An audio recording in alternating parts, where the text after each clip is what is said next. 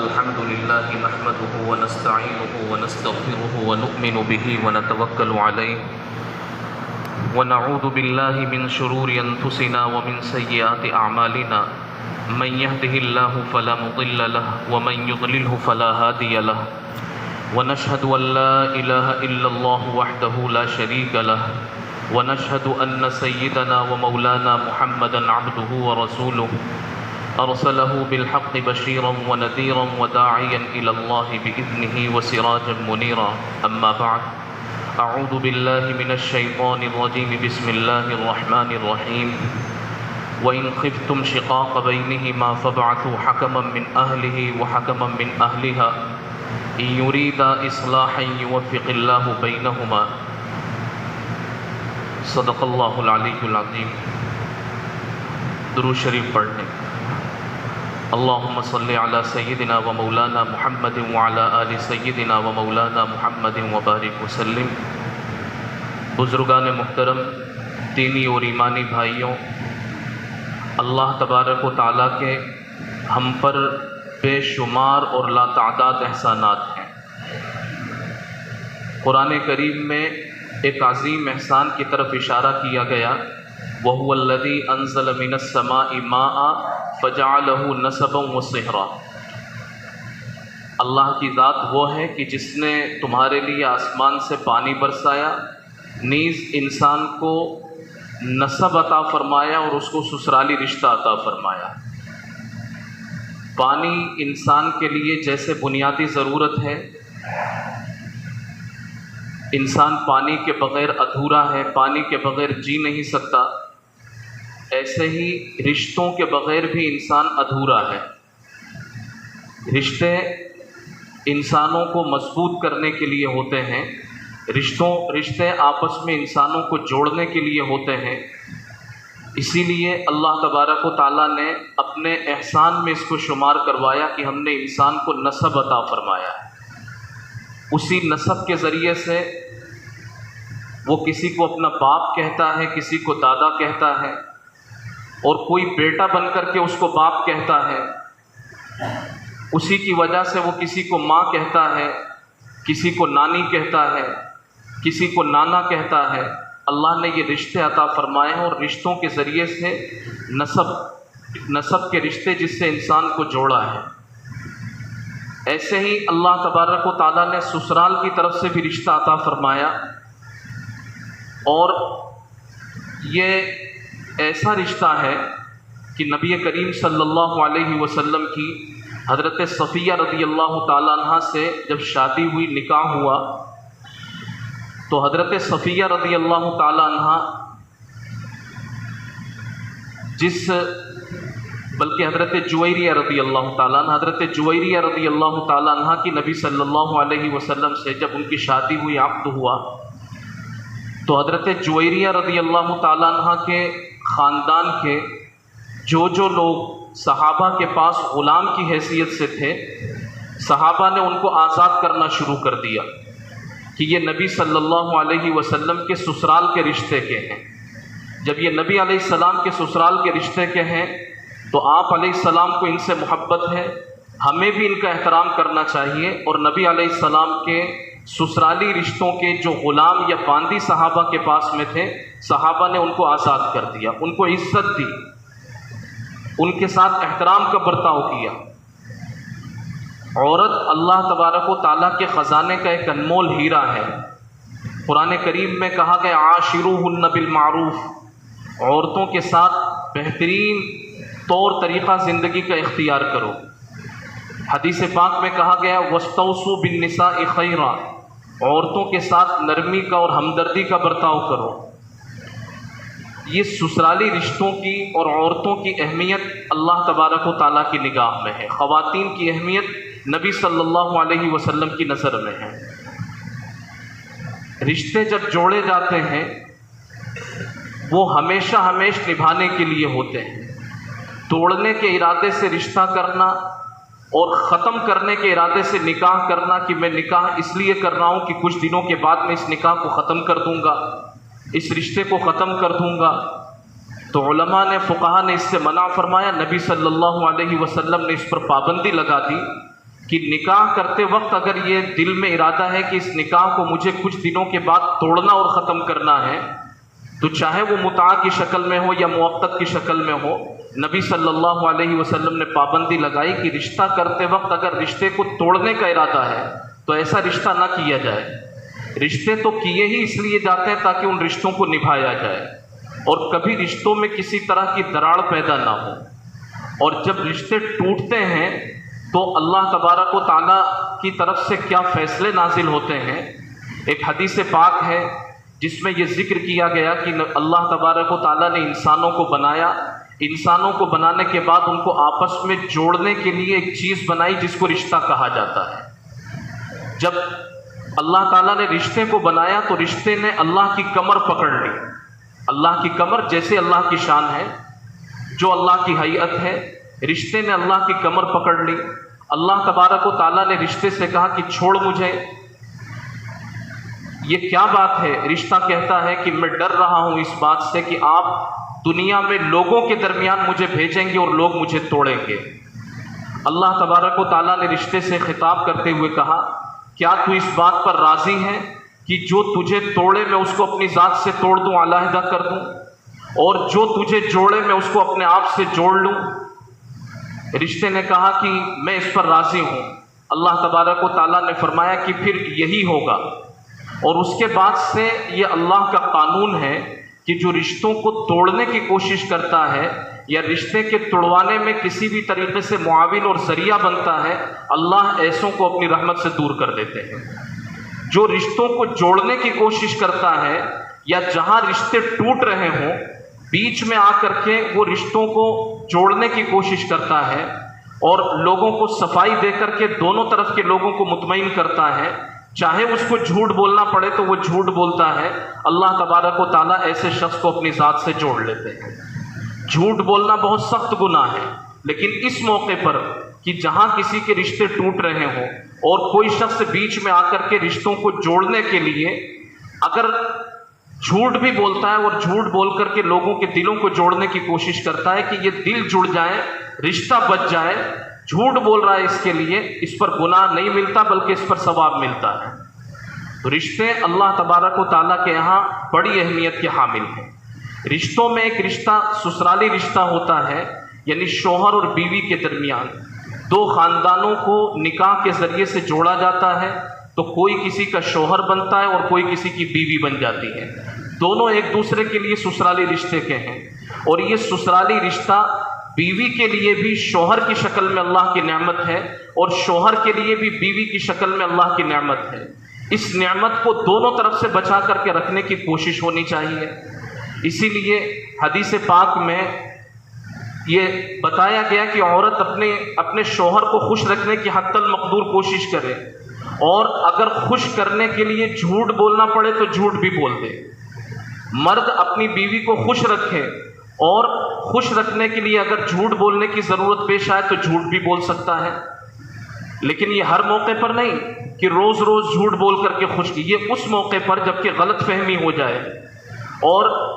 بیوی اتنی زیادہ غلط فہمی کا شکار ہو چکی ہے کہ اب غلط فہمیاں اور بڑھیں گی تو یہ رشتہ ٹوٹے گا۔ شوہر جھوٹ بول کے اگر اس رشتے کو بچا سکتا ہے، بیوی کو راضی کر سکتا ہے، تو اس کو جھوٹ بولنے کی اجازت ہے۔ اسی طریقے سے بیوی کو بھی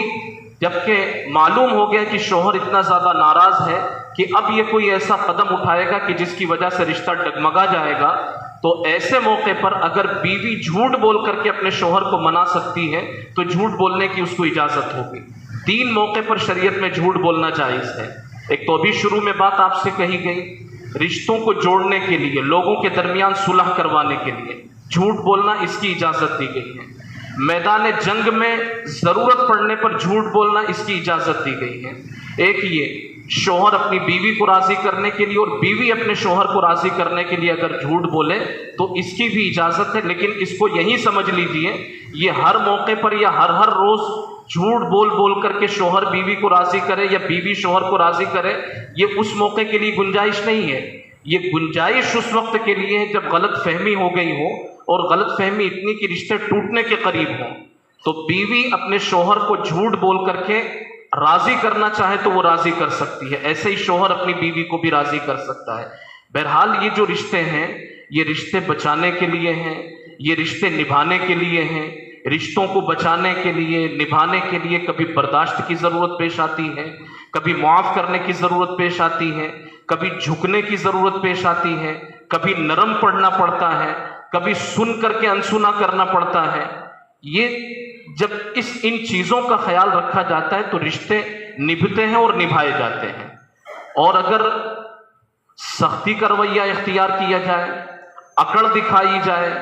برداشت نہ کیا جائے، معاف نہ کیا جائے، پھر رشتے ٹوٹتے ہیں، سماج تماشا دیکھتا ہے۔ تو رشتوں کو بچانے کے لیے اور نبھانے کے لیے یہ چیزیں ہیں، دل کو نرم رکھنا، معاف کر دینا، کوئی چیز مزاج کے خلاف ہو جائے درگزر کر دینا، کوئی چیز سن کر کے بھی ایسا ظاہر کرنا گویا سنا نہیں ہے، تاکہ گھروں کے رشتے اور گھروں کا ماحول اور سماجی تانا بانا ہمارا یہ مضبوط رہے اور برقرار رہے۔ البتہ کوئی ضروری نہیں ہے کہ ہر چیز انسان کی طبیعت کے موافق ہو۔ کبھی کبھی ایسا ہوتا ہے کہ شادی ہونے کے بعد میں شوہر کو بیوی کی طرف سے کچھ شکایتیں ہوتی ہیں، اور شکایتیں ایسی ہوتی ہیں کہ جس کے بعد رشتے کو نبھانا مشکل ہو جاتا ہے۔ بیوی کو شوہر کی طرف سے کوئی شکایت ایسی ہوتی ہے کہ جس شکایت کے بعد میں رشتے کو نبھانا مشکل ہو جاتا ہے، تو شریعت نے پھر جدا ہونے کا ایک خاص طریقہ بھی ذکر فرمایا ہے۔ عورت کے لیے یہ ہے کہ وہ اپنے شوہر سے جدا ہونا چاہتی، اس کے لیے خلا کا آپشن ہے، وہ خلا لے کر کے اور اپنے آپ کو شوہر کے رشتے سے جدا کر سکتی ہے۔ اور مرد کے لیے یہ ہے کہ اپنی بیوی کو طلاق دے کر کے اس کو جدا کر سکتا ہے، اپنی زندگی الگ کر سکتا ہے۔ لیکن جب بھی یہ کبھی ہو رہا ہو تو یہ بھی یاد رکھنا چاہیے کہ ابغض المباحات ہے۔ جب بھی کہیں طلاق کا معاملہ پیش آتا ہے یا خلا کا معاملہ پیش آتا ہے اور وہ ناحق طریقے سے ہوتا ہے، ضرورت نہیں تھی طلاق دینے کی لیکن پھر بھی قدم اٹھایا گیا، طلاق دے دی گئی، ضرورت نہیں تھی خلا کرنے کی پھر بھی شوہر پر یا شوہر کے گھر والوں پر دباؤ بنا کر کے خلا لے لیا گیا اور خاتون نے، بیوی نے اپنی زندگی کو علیحدہ کر لیا، یہ رشتہ ختم تو ہو جائے گا لیکن بغیر ضرورت کے اگر یہ قدم اٹھایا جاتا ہے ابغض المباحات، یعنی یہ جائز تو ہو جاتا ہے لیکن اللہ تبارک و تعالیٰ کو اس پر سخت ناراضگی ہوتی ہے، اور اتنی ناراضگی ہوتی ہے کہ فرشتے حیرت میں پڑ جاتے ہیں، اللہ کا عرش ہلنے لگتا ہے کہ اب پتہ نہیں اللہ کی طرف سے کون سا عذاب کا فیصلہ نازل ہوگا۔ اگر ناحق طریقے سے طلاقیں ہوتی ہیں یا ناحق طریقے سے شوہر والوں پر دباؤ بنا کر کے خلا لیا جاتا ہے، وہ رشتہ تو ختم ہو جاتا ہے، جو چاہ رہے ہیں وہ ہو جاتا ہے، لیکن کچھ اللہ کی طرف سے بھی ہوتا ہے، اور اللہ کی طرف سے پھر ناراضگی کے فیصلے آتے ہیں۔ پھر وہ فیصلے آتے ہیں کہ ابھی ایک ایسا رشتہ جو دنیا میں آپس میں جوڑا گیا ہے، اس رشتے کو تم نے توڑا، تو حقیقی طور پر جو رشتے ہمارے جڑے ہوئے ہیں اللہ ان میں بھی توڑ کی شکلیں بنا دیتے ہیں۔ مثلا دو بھائیوں کا آپس کا رشتہ، یہ بھائی آپس میں نہیں جوڑتے ہیں، یہ اللہ کی طرف سے جڑ کر کے آتا ہے۔ باپ اور بیٹے کا رشتہ، ماں اور بیٹی کا رشتہ، بھائی اور بہن کا رشتہ، یہ رشتے انسان آپس میں نہیں جوڑتے، یہ رشتے اللہ کی طرف سے جڑ کر کے آتے ہیں۔ ہاں، شوہر اور بیوی کا یہ رشتہ یہ انسان آپس میں جوڑا کرتے ہیں، اگرچہ فیصلہ اللہ کی طرف سے ہی ہوتا ہے لیکن جوڑتے انسان ہیں اس کو۔ تو انسانوں نے جن رشتوں کو جوڑا ہے، بغیر ضرورت کے اگر ان رشتوں کو توڑتے ہیں تو جو رشتے فطری طور پر اور قدرتی طور پر جڑ کر کے آتے ہیں، ان رشتوں کی ناقدری کرنے کی وجہ سے ان رشتوں کی مٹھاس بھی ختم ہو جاتی ہے، بھائی بھائی کا دشمن بن جاتا ہے، باپ اور بیٹے میں رشتے کی وہ مٹھاس باقی نہیں رہ پاتی جو رہنی چاہیے۔ اس لیے اللہ نے جو رشتے دیے ہیں ان رشتوں کی، رشتے والوں کو بھی قدر کرنی چاہیے۔ اور دوسری چیز جس کی طرف میں آپ کو توجہ دلانا چاہتا ہوں وہ یہ کہ اللہ تبارک و تعالیٰ نے اگر کچھ لوگوں کو گھر میں عزت دی ہے، خاندان میں عزت عطا فرمائی ہے، برادری میں عزت عطا فرمائی ہے، علاقے میں ان کو بڑا بنایا ہے، تو اپنے گھر کا بڑا ہونا، خاندان کا بڑا ہونا، برادری کا بڑا ہونا یا پھر علاقے کا بڑا ہونا، یہ صرف اس لیے نہیں ہے کہ جب چناؤ آئے اور الیکشن آئے تو ان کا رجحان جانچا جائے کہ وہ کس کو ووٹ کرنے کا کہہ رہے ہیں، وہ جس کو اشارہ کریں گے ہم اس کو ووٹ دے دیں گے۔ اللہ نے جو بڑا بنایا ہے وہ چناؤ کے رجحان جاننے کے لیے نہیں ہے، بلکہ حدیث پاک میں ہے کہ الا کلکم راع وکلکم مسئول عن رعیتہ،